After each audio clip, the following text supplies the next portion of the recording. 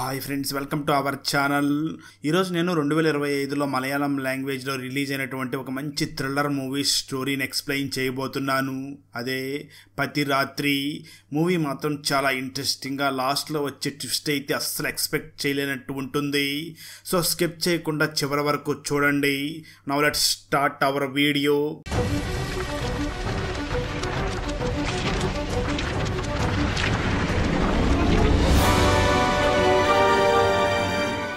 Video start చేసే ముందు మన ఛానల్లో లాస్ట్ వీడియోకి వచ్చిన బెస్ట్ కామెంట్ ఏమిటో చూద్దాం.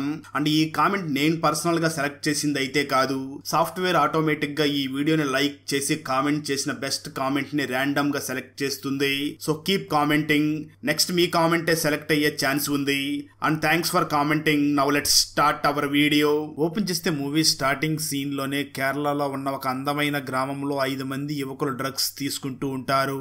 వారిలో ఉన్న టోనీ మాత్రం ఆ 5 మందిలో నుంచి కొంచెం ముందుకు వెళ్లి అక్కడ దేన్నో చూసి చాలా భయపడుతూ ఉండగా, ఇంతలో అక్కడికి తన ఫ్రెండ్స్ వచ్చి ఎందుకు అక్కడ చూస్తున్నావు, అక్కడ ఏం కనిపిస్తుంది అని అడుగుతూ ఉంటారు. దానికి ఆ టోనీ సమాధానం చెప్తూ, నాకు అక్కడ ఒక రూపం కనిపిస్తుంది, మీకెవరో కనిపించడం లేదా అని అంటాడు. ఆ మాటలు విన్న టోనీ ఫ్రెండ్స్ మాత్రం నీకు మొత్తం ఎక్కువైనట్లు ఉంది, నిజానికి అక్కడ ఎవరో కూడా లేరు అని ఆ టోనీని అక్కడి నుంచి తీసుకుని వెళుతూ ఉండగా టోనీకి మాత్రం అక్కడ నిజంగానే ఒక రూపం కనిపిస్తూ ఉంటుంది. అప్పుడు మూవీ టైటిల్ పడుతుంది. కట్ చేస్తే ఇక్కడే మనకు ఒక స్టేషన్లో వర్క్ చేస్తున్నటువంటి ఇన్స్పెక్టర్ ఝాన్సీని చూపించగా, ఆ ఝాన్సీ అక్కడ ఉన్నటువంటి ఖైదీల్ని చాలా తీవ్రంగా కొడుతూ ఉంటుంది. ఎందుకంటే ఝాన్సీకి మరియు తన హస్బెండ్ అయినటువంటి ఫిలిప్స్ కి మధ్య సంబంధం అంత మంచిగా ఉండదు. ఫిలిప్ ఝాన్సీని అసలు పట్టించుకోకుండా, అతనికి పెళ్ళంటేనే ఇష్టం లేదన్నట్లుగా ప్రవర్తిస్తూ ఝాన్సీని కలవకుండా తనని చాలా దూరం పెడుతూ ఉండడంతో ఝాన్సీ మనోవేదనని అనుభవిస్తూ ఆ బాధలన్నీ కూడా స్టేషన్లో ఉన్నటువంటి ఖైదీల మీద చూపిస్తూ ఉంటుంది. అదే స్టేషన్లో వర్క్ చేస్తున్నటువంటి కానిస్టేబుల్ హరీష్ జీవితం కూడా ఇన్స్పెక్టర్ ఝాన్సీ జీవితం లాగానే ఉంటుంది. ఎందుకంటే కానిస్టేబుల్ హరీష్ జీవితంలో తన వైఫ్ తనని విడిచిపెట్టి తన కూతుర్ని కూడా తనతో పాటే తీసుకుని వెళ్లిపోయి ఉండడంతో హరీష్ తన పర్సనల్ లైఫ్ లో చాలా ఇబ్బందులు పడుతూ ఉంటాడు, కానీ ప్రొఫెషనల్ లైఫ్ లో మాత్రం చాలా నిజాయితీగా వర్క్ చేస్తూ ఉంటాడు. అయితే ఒకరోజు ఇన్స్పెక్టర్ ఝాన్సీ మరియు కానిస్టేబుల్ హరీష్ ఇద్దరు కూడా రాత్రి టైంలో ప్యాట్రోలింగ్ చేస్తూ ఉంటారు. అలా వాళ్ళు నైట్ టైం ప్యాట్రోలింగ్ చేస్తూ ఉండగా అడవి దగ్గర ఒక కారు అనుమానాస్పదంగా ఆగి ఉంటుంది. దాన్ని చూసినటువంటి హరీష్ వెంటనే ఇన్స్పెక్టర్ ఝాన్సీని చూసి, మేడం ఇంత రాత్రి సమయంలో అడవి దగ్గర కారు ఆగి ఉంది ఏంటి, నాకేదో అనుమానంగా ఉంది అని చెప్పి తను వెంటనే పోలీస్ జీప్ దిగి ఆ కారు దగ్గరకు వెళుతూ ఉంటాడు. అదే సమయంలో ఆ కారులో నుంచి ఒక గుర్తు తెలియని వ్యక్తి దిగి అక్కడి నుంచి పారిపోతూ ఉండడంతో అది చూసినటువంటి ఝాన్సీ మరియు హరీష్ ఇద్దరు కూడా ఆ వ్యక్తిని తరుముకుని వెళుతూ ఉండగా ఆ వ్యక్తి అడవిలోకి పారిపోతాడు. అలా ఆ గుర్తు తెలియని వ్యక్తి అడవిలోకి పారిపోయి పొరపాటున అక్కడ కాలు జారి అక్కడ ఉన్నటువంటి లోయలో పడిపోతాడు. అది గమనించినటువంటి ఝాన్సీ వెంటనే వెళ్లి ఆ వ్యక్తిని కాపాడబోతూ ఉండగా అక్కడే ఉన్న హరీష్ మాత్రం, వద్దు మేడం, ఆ వ్యక్తిని కాపాడవద్దు, ఇది పెద్ద లోయలాగా ఉంది, మనకు లేనిపోని సమస్యలు వస్తాయి అని చెప్పడంతో ఝాన్సీ కూడా ఆ వ్యక్తిని కాపాడకుండా అక్కడి నుంచి తిరిగి మళ్ళీ రోడ్డు దగ్గరకు వచ్చేస్తారు. అయితే ఇక్కడ ట్విస్ట్ ఏమిటి అంటే, ఝాన్సీ మరియు హరీష్ ఇద్దరు కూడా తిరిగి రోడ్డు దగ్గరికి రాగా అక్కడ ఏదైతే కారు ఆగి ఉందో అక్కడ కారు కనిపించదు. అలా అక్కడ కారు మాయమవడంతో ఝాన్సీ వెంటనే హరీష్ని చూసి, మనం ఇంతకుముందు ఆ వ్యక్తిని తరుముకుని వెళ్ళాం కదా, బహుశా అప్పుడు కారులో మరొక వ్యక్తి కూడా ఉన్నట్లు ఉన్నాడు అని అంటూ ఉంటుంది. అదేవిధంగా ఝాన్సీ హరీష్ని చూసి, నాకెందుకు మనం చాలా సమస్యల్లో పడబోతున్నామేమో అని అనిపిస్తుంది అని అంటూ ఉంటుంది. అయితే హరీష్ మాత్రం, అలా ఏం లేదు మేడం, మీరేమీ కంగారు పడకండి అని ఆ ఝాన్సీకి ధైర్యం చెప్తూ ఉంటాడు. కట్ చేస్తే ఆ తర్వాత రోజు మార్నింగ్ స్టేషన్కి ఒక గర్భవతి వచ్చి రాత్రి నుంచి నా హస్బెండ్ అయినటువంటి అన్సారీ కనిపించడం లేదు అని కంప్లైంట్ ఇస్తుంది. ఇది మొత్తం ఉన్నటువంటి పోలీస్ ఇన్స్పెక్టర్ ఝాన్సీ, అంటే రాత్రి మనం తరుముకుంటూ వెళ్ళినటువంటి ఆ వ్యక్తి పేరు అన్సారీ ఏమో అని చాలా భయపడుతూ ఉండగా అది చూసినటువంటి హరీష్ వెంటనే ఝాన్సీని చూసి, మేడం మీరు భయపడకండి, మీరు భయపడడం వల్ల అనవసరంగా మనం దొరికిపోయేలాగా ఉన్నామని ధైర్యం చెప్తూ ఉంటాడు. ఆ ప్రెగ్నెంట్ లేడీ ఇచ్చినటువంటి కేసుని ఆధారంగా చేసుకుని ఝాన్సీ మరియు హరీష్ ఇద్దరు కూడా రాత్రి ఎక్కడైతే ఒక వ్యక్తి పరిగెట్టుకుంటూ వెళ్ళాడో ఆ లోయ దగ్గరికి వెళ్లి ఆ చుట్టుపక్కలంతా కూడా విచారిస్తారు. అప్పుడే ఆ చుట్టుపక్కల ఉన్న పల్లెల్లో ఒక వ్యక్తి చనిపోయాడని తెలిసి ఆ వ్యక్తి గురించి ఎంక్వైరీ చేయగా ఆ వ్యక్తి పేరే అన్సారీ అని, ఈ అన్సారియా రాత్రి కంప్లైంట్ ఇచ్చినటువంటి ప్రెగ్నెంట్ లేడీ వాళ్ళ హస్బెండ్ అని తెలుసుకుని రాత్రి మనల్ని చూసి అన్సారీ పారిపోతూ లోయలో పడి చనిపోయాడు అని ఆ ఇన్స్పెక్టర్ ఝాన్సీ చాలా భయపడుతూ ఉంటుంది. కానిస్టేబుల్ హరీష్ మాత్రం ఝాన్సీకి ధైర్యం చెప్తూ ఉంటాడు. ఆ వెంటనే ఝాన్సీ ఈ కేసు గురించి విచారించడం మొదలు పెడుతుంది. అప్పుడు ఝాన్సీ వెంటనే ఈ అన్సారీ అంత రాత్రి సమయంలో అడవి దగ్గర ఎందుకు ఉన్నాడు, ఉన్నవాడు ఎందుకు మమ్మల్ని చూసి పారిపోయాడు అని డౌట్ పడుతూ వెంటనే అన్సారీ వైఫ్ అయినటువంటి ఆ ప్రెగ్నెంట్ లేడీ ఇంటి దగ్గరికి వెళ్లి మీరు రాత్రి సమయం వేసుకొచ్చినటువంటి ఆ కారు ఎక్కడ ఉంది అని అడుగుతూ ఉంటుంది. అయితే ఆ అన్సారీ వైఫ్ మాత్రం నాకేమీ తెలియదు అంటూ చాలా బాధపడుతూ ఉండడంతో ఇన్స్పెక్టర్ ఝాన్సీ ఆ ఇల్లు మొత్తం పరిశీలించి అక్కడ ఒక ఫోటో ఉంటుంది, ఆ ఫోటోని చూస్తూ ఉంటుంది. నిజానికి ఆ ఫోటోలో అన్సారీ మరియు ఇప్పుడు ప్రెజెంట్ ప్రెగ్నెంట్ గా ఉన్నటువంటి ఆ లేడీ ఇద్దరు కూడా దిగి ఉంటారు. ఆ ఫోటోను బాగా పరిశీలించినటువంటి ఇన్స్పెక్టర్ ఝాన్సీ వెంటనే ఆ ప్రెగ్నెంట్ లేడీని చూసి నీకు ఈ కేసులో ఏదైనా అనుమానంగా ఉంటే వెంటనే మాకు వచ్చి ఇన్ఫార్మ్ చెయ్యి అని చెప్పి అక్కడి నుంచి వెళ్లిపోతుంది. తర్వాత ఇన్స్పెక్టర్ ఝాన్సీ వెంటనే స్టేషన్ కి వచ్చి ఒక్కసారిగా షాక్ అవుతుంది. ఎందుకంటే మిస్ అయినటువంటి అన్సారీ కేసుని ఝాన్సీని డీల్ చేస్తూ ఉంటుంది. కానీ నిజానికి ఆ రోజు ఝాన్సీ మరియు హరీష్ ఇద్దరు కూడా ఆ రోజు రాత్రి పెట్రోలింగ్ డ్యూటీ చేస్తూ అటువైపు వెళ్లారని, సో వాళ్ళు ఈ కేసుని హ్యాండిల్ చేయకూడదు అని ఈ కేసుని పోలీస్ డిపార్ట్మెంట్ లో ఉన్నటువంటి బాగా స్ట్రిక్ట్ ఆఫీసర్ అయినటువంటి సురేష్ అనే ఒక ఆఫీసర్ కి ఇస్తారు. సురేష్ పేరు చెప్తే డిపార్ట్మెంట్ లో వాళ్ళందరూ కూడా చాలా భయపడుతూ ఉంటారు. ఆ విషయం తెలుసుకున్నటువంటి ఝాన్సీ మరియు హరీష్ ఇద్దరు కూడా భయపడుతూ ఉండగానే ఆ ఇన్స్పెక్టర్ సురేష్ వెంటనే ఝాన్సీని మరియు హరీష్ ని పిలిచి ఎంక్వైరీ చేసి ఆ అన్సారీ మిస్ అయిన సమయంలో వీళ్ళు కూడా అటువైపే ఉన్నారు అని తెలుసుకుని వెంటనే వాళ్ళిద్దరినీ కూడా సస్పెండ్ చేస్తాడు. ఆ తర్వాత నుంచి కూడా ఇన్స్పెక్టర్ సురేష్ ఝాన్సీ మరియు హరీష్ లకి వ్యతిరేకంగా చాలా సాక్ష్యాలను సేకరిస్తూ ఉంటారు. సరిగ్గా అదే సమయంలో ఇన్స్పెక్టర్ ఝాన్సీ హస్బెండ్ అయినటువంటి ఫిలిప్స్ ఒక లెటర్ రాసి ఇక నేను నీతో ఉండలేను, నీ నుంచి దూరంగా వెళ్లిపోతున్నాను, ఇక ఎప్పుడూ కూడా తిరిగి రాను అని చెప్పి ఒక లెటర్ రాసి అక్కడి నుంచి వెళ్లిపోయి ఉంటాడు. ఆ లెటర్ ని చదివినటువంటి ఝాన్సీ చాలా మనోవేదనను అనుభవిస్తూ ఉండగా ఆ సమయంలో హరీష్ అక్కడికి వచ్చి ఆ ఝాన్సీకి చాలా తోడుగా ఉంటాడు. ఎందుకంటే హరీష్ వైఫ్ కూడా తనను వదిలిపెట్టి వెళ్లిపోయి ఉండడం, ప్రజెంట్ వాళ్ళిద్దరు జాబ్స్ కూడా పోయి ఉండడంతో ఆ హరీష్ ఝాన్సీకి సపోర్ట్ గా ఉంటూ ఇప్పుడు ఏం చెయ్యాలని ఆలోచిస్తూ ఉంటారు. ఝాన్సీ మాత్రం అసలు అన్సారీని ఎవరు చంపారో తెలుసుకోవాలి, లేదంటే మనకు శిక్ష పడుతుంది అని ఆ అన్సారీని ఎవరు చంపారో తెలుసుకునే పనిలో బిజీగా ఉంటుంది. ఆ సమయంలో వీళ్ళకి పోలీస్ డిపార్ట్మెంట్ లో ఉన్నటువంటి ఒక కానిస్టేబుల్ వీళ్ళకి సహాయం చేస్తూ ఉంటాడు. ఆ కానిస్టేబుల్ వీళ్ళిద్దరిని చూసి మీ ఇద్దరికి వ్యతిరేకంగా సురేష్ గారు చాలా ఆధారాలను సేకరించి పెడుతున్నాడు, ఈ కేసులో సురేష్ ఎందుకు ఇంత ఇంట్రెస్టింగ్ చూపిస్తున్నాడు అంటే దానికి ఒక విషయం ఉంది. అదేమిటి అంటే ఈ స్పెషల్ ఆఫీసర్ సురేష్కి ఒక కూతురు ఉంది, ఆమె పేరు అంజలి. ఆ అమ్మాయికి ఇంకా పెళ్లి కాలేదు. ఆ పాప ఇంకా పెళ్లి చేసుకోకుండా పోవడానికి కారణం ప్రెజెంట్ లోయలో పడి చనిపోయినటువంటి ఆ అన్సారీనే. ఈ అన్సారీ గురించి మీరు పూర్తిగా తెలుసుకోవాలి అంటే సురేష్ కూతురు అయినటువంటి అంజలి దగ్గరికి వెళ్లి మాట్లాడండి అని అంటాడు. దాంతో ఝాన్సీ మరియు హరీష్ ఇద్దరు కూడా ఆ ఇన్స్పెక్టర్ సురేష్ కూతురు అయినటువంటి అంజలి దగ్గరికి వెళ్లి మేడం మా భవిష్యత్తు ఇప్పుడు మీ చేతుల్లో ఉంది, అసలు ఏం జరిగిందో చెప్పండి, చనిపోయినటువంటి ఆ అన్సారీకి మీకు ఏమిటి సంబంధం, ఎందుకు మీ నాన్న సురేష్ గారు ఈ కేసులో ఇంత సీరియస్ గా ఇన్వాల్వ్ అయి ఉన్నాడు, అతను మమ్మల్ని జాబ్ లో నుంచి తీసేసి మమ్మల్ని జైల్లో వేయాలని చూస్తున్నాడు, మీకు తెలిసిందంతా చెప్పండి అని రిక్వెస్ట్ చేస్తారు. అప్పుడు ఆ అంజలి అసలు ఏం జరిగిందో చెప్పడం మొదలు పెడుతుంది. ఇక్కడే ఒక ట్విస్ట్ కూడా రివీల్ అవుతుంది. అదేమిటి అంటే నిజానికి ఆ అన్సారీ మరియు సురేష్ కూతురు అయినటువంటి అంజలి ఇద్దరు కూడా ప్రేమించుకుని ఉండి ఉండడంతో ఆ విషయం తెలుసుకున్నటువంటి సురేష్ ఇలాగే కొనసాగితే నా కూతురు ఇంట్లో చెప్పకుండా పారిపోయే అవకాశం ఉంది, వీళ్ళని ఎలాగైనా విడదీయాలి అని అంజలిని మరియు అన్సారీని ఇద్దరిని కూడా విడదీసి ఉంటాడు. ఆ తర్వాత అంజలి నుంచి విడిపోయిన తర్వాత అన్సారీ మరొక అమ్మాయిని పెళ్లి చేసుకుని ఉండగా ఆ అమ్మాయి ప్రెగ్నెంట్ అయి ఉంటుంది. ఒకరోజు అన్సారీ ప్రెగ్నెంట్ గా ఉన్నటువంటి తన వైఫ్ ని చెకప్ చేయించడం కోసం హాస్పిటల్ కి తీసుకుని వెళ్ళగా అక్కడే అన్సారీ తన ఇంతకు ముందు ప్రేమించినటువంటి అంజలిని చూసి అంజలితో మాట్లాడడం మొదలు పెట్టి ఉంటాడు. ఆ సమయంలో అంజలి ఇంకా తనని ప్రేమిస్తుంది అని తెలుసుకున్నటువంటి అన్సారీ తనతో రెగ్యులర్ గా మాట్లాడడం మొదలుపెట్టి ఉంటాడు. ఒకరోజు అంజలి అన్సారీతో మాట్లాడాలి అని ఒక ప్లేస్ కి రమ్మని చెప్పి ఉండడంతో అన్సారీ అంజలి ఇద్దరు కూడా అడవి దగ్గర కారు ఆపి అక్కడ మాట్లాడుకుంటూ ఉంటారు. సరిగ్గా అదే సమయంలో పెట్రోలింగ్ చేస్తున్నటువంటి ఇన్స్పెక్టర్ ఝాన్సీ మరియు కానిస్టేబుల్ హరీష్ ఇద్దరు కూడా అటువైపుగా వచ్చి ఇక్కడ ఏదో అనుమానాస్పదంగా కారు ఆగి ఉంది అని ఆ కారు దగ్గరికి హరీష్ రాబోతూ ఉంటాడు. ఇది గమనించినటువంటి అంజలి ఖచ్చితంగా అక్కడ వస్తున్నది పోలీసులే, ఆ పోలీసులకి మన గురించి తెలిస్తే ఖచ్చితంగా మా నాన్నకి తెలిసిపోతుంది, ఇప్పుడు నీ వైఫ్ ప్రెగ్నెంట్ గా ఉంది, ఈ సమయంలో ఈ విషయాలన్నీ బయటకు తెలియడం అంత మంచిది కాదు, నువ్వు ఇక్కడి నుంచి వెళ్ళిపో అని చెప్పడంతో అన్సారీ అక్కడి నుంచి వెళ్ళిపోతూ ఉంటాడు. అయితే అదే సమయంలో పెట్రోలింగ్ చేస్తున్నటువంటి హరీష్ మరియు ఝాన్సీ ఇద్దరు కూడా అక్కడ పరిగెడుతున్నటువంటి అన్సారీని చూసి ఆ వ్యక్తి ఎవరో అనుమానాస్పదంగా పరిగెడుతున్నాడు అని ఆ అన్సారీ వెంట పరిగెట్టగా తను వెళ్లి లోయలో పడిపోయి ఉంటాడు. అలా అన్సారీ వెనకాల ఝాన్సీ మరియు హరీష్ ఇద్దరు వెళ్లిన తర్వాత కారులో ఉన్నటువంటి అంజలి ఎవరికీ కనిపించకుండా అక్కడి నుంచి ఇంటికి వెళ్లిపోయి ఉంటుంది. అయితే అంజలి చాలా లేట్ లేటుగా ఇంటికి రావడంతో ఇంట్లో ఉన్నటువంటి పోలీస్ ఇన్స్పెక్టర్ సురేష్ తన కూతురైనటువంటి అంజలిని చూసి, నువ్వు ఇంత లేటుగా ఇక్కడికి వచ్చావు అంటే నువ్వు ఆ అన్సారీతో మళ్ళీ మాట్లాడి వచ్చినట్లుగా ఉన్నావు. ఇప్పుడు చూడు, రేపటికల్లా ఆ అన్సారీని నేనేం చేస్తానో అంటూ చాలా కోపంగా గొడవ పడుతూ ఉంటాడు.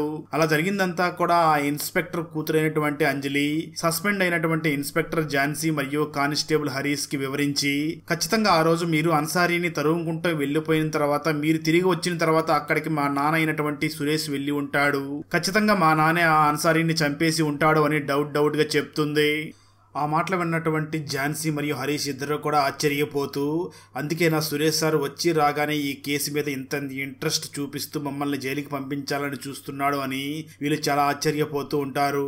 అది గమనించినటువంటి సురేష్ కూతురైనటువంటి అంజలి వాళ్ళని చూసి, మీరు దీనికి ఆశ్చర్యపోతున్నారా? మా నాన్న గురించి కొన్ని విషయాలు మీకు తెలిస్తే ఇంకా షాక్ అవుతారు అని మరికొన్ని విషయాలు చెప్పడం మొదలు పెడుతుంది. మీకు 2014లో కేరళలో ఉన్న నీలంబూరు అనే గ్రామంలో ఒకే కుటుంబానికి చెందినటువంటి 4 వ్యక్తులు చనిపోయారు కదా. ఆ కేసు గురించి తెలుసు కదా. నిజానికి ఆ కేసు వెనక ఉన్నది కూడా మా నాన్నే. మీకు ఆ కేసు గురించి పూర్తి డీటెయిల్స్ తెలియాలి అంటే అప్పుడు మా నాన్నతో పాటు కలిసి పనిచేసి ప్రజెంట్ రిటైర్మెంట్ అయినటువంటి పోలీస్ కానిస్టేబుల్ సహదేవన్ ని కలిస్తే మీకు పూర్తి డీటెయిల్స్ తెలుస్తాయి అని అంటుంది. దాంతో ఝాన్సీ మరియు హరీష్ ఇద్దరు కూడా ఎలాగైనా సరే ఆ 2014 కేసు వెనకాల ఈ సురేష్ ఉన్నాడని నిరూపించి జైలుకి పంపించాలి అని వెంటనే ఆ రిటైర్డ్ అయి ఉన్నటువంటి ఆ కానిస్టేబుల్ సహదేవన్ దగ్గరికి వెళ్ళి ఆ కేసు గురించి మళ్ళీ అడుగుతారు.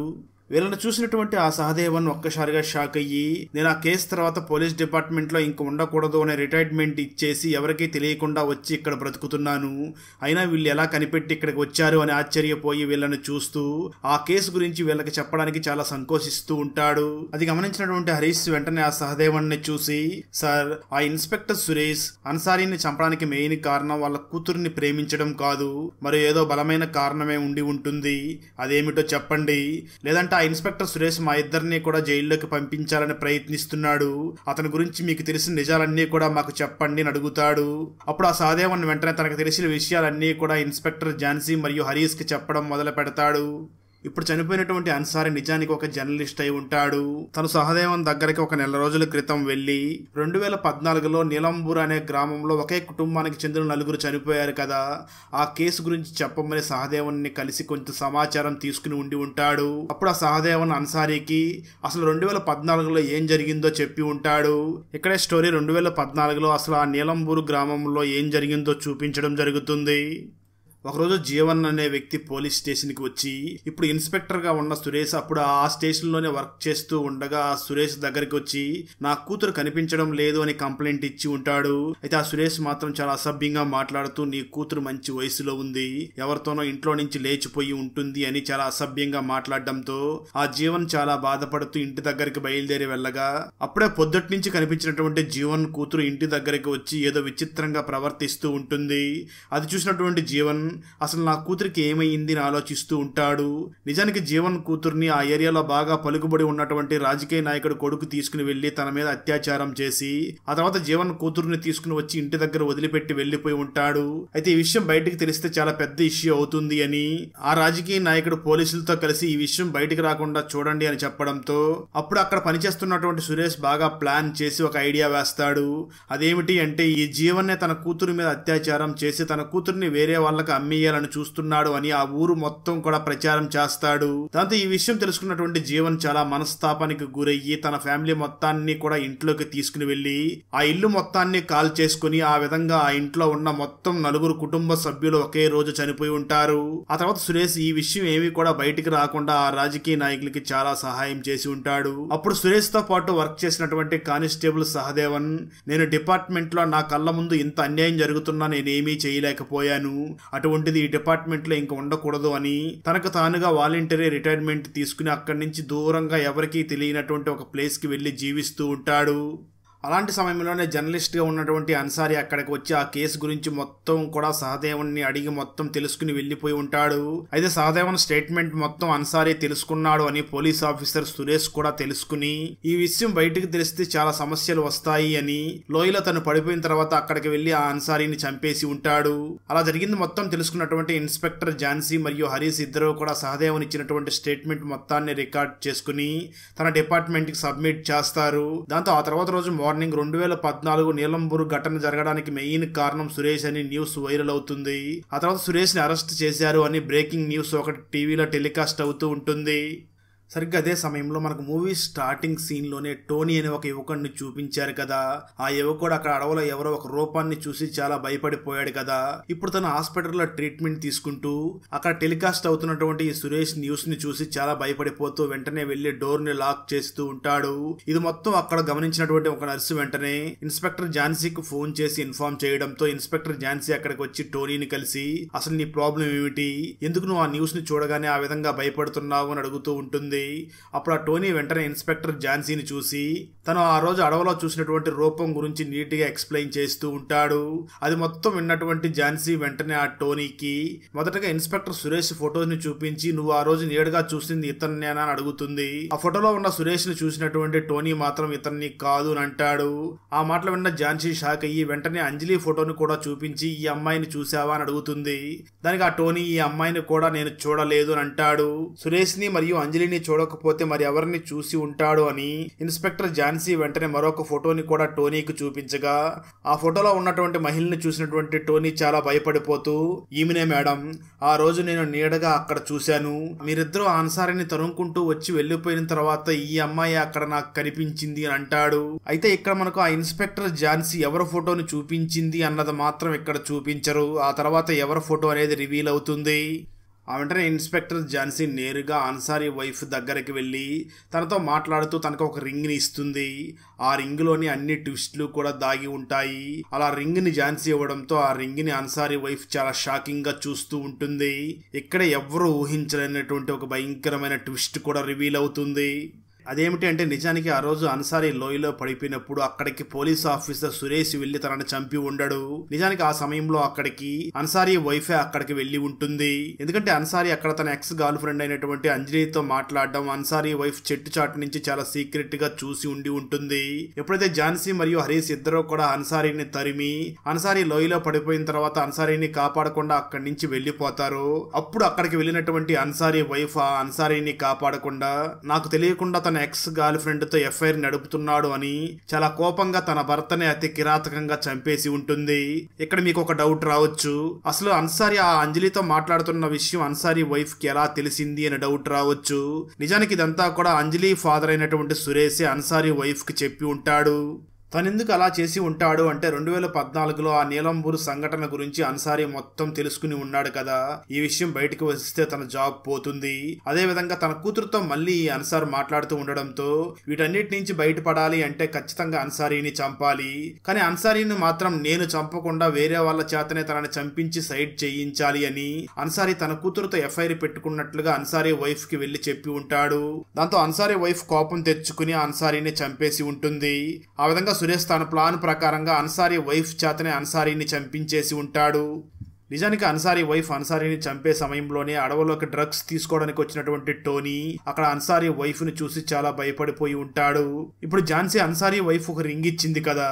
నిజానికి ఝాన్సీ తను ఆ రోజు రాత్రి అన్సారీకి సహాయం చేయలేదు అని అన్సారీ పడిపోయినటువంటి లోయ దగ్గరికి వచ్చి వెతికినప్పుడే అక్కడ ఒక రింగ్ దొరికి ఉంటుంది. ఈ రింగ్ ఎవరిది అని ఎంక్వైరీ చేయగా ఆ రింగ్ అన్సారీ వైఫ్ ది అని ఝాన్సీ కనిపెట్టేసి ఉంటుంది. అలా అది మొత్తం తెలుసుకున్నటువంటి ఝాన్సీ అన్సారీ వైఫ్ ని చూసి నువ్వే ఈ హత్య చేశావు అని అంటుంది. ఆ తర్వాత 2014లో నీలంబూరు ఘటన జరగడానికి ప్రధాన కారణం సురేష్ అని తెలుసుకుని అతన్ని జైల్లో వేస్తారు. ఆ విధంగా అన్సారీ కేసుని కూడా సాల్వ్ చేయడంతో ఇన్స్పెక్టర్ ఝాన్సీ మళ్ళీ తిరిగి డిపార్ట్మెంట్ లో జాయిన్ అవుతుంది.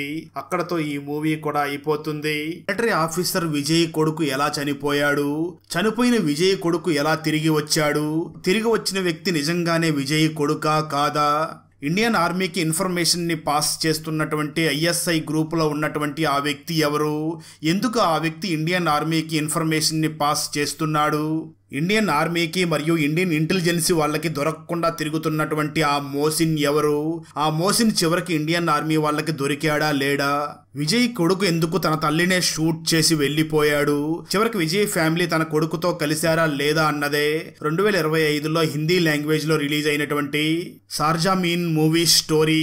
ఈ హిందీ ఫుల్ మూవీ స్టోరీని తెలుగులో వినాలి అనుకుంటే ఈ వీడియో డిస్క్రిప్షన్ లో ఉన్న లింక్ ని క్లిక్ చేసి చూడండి. మూవీ క్లైమాక్స్ లో మాత్రం అద్దరిపోయే ట్విస్ట్ ఉంటుంది. సో స్కిప్ చేయకుండా వీడియోని మాత్రం చివరి వరకు చూడండి. Thanks for watching friends. Video నచ్చినట్లయితే లైక్ చేసి ఒక చిన్న కామెంట్ చేస్తే మాకు నెక్స్ట్ వీడియో చేయడానికి ఎంకరేజింగ్ గా ఉంటుంది. అలాగే ఛానల్ ని సబ్స్క్రైబ్ చేసి పక్కనే ఉన్న బెల్ ఐకాన్ ని క్లిక్ చేసి సపోర్ట్ చేయండి. Thanks for watching. జై హింద్.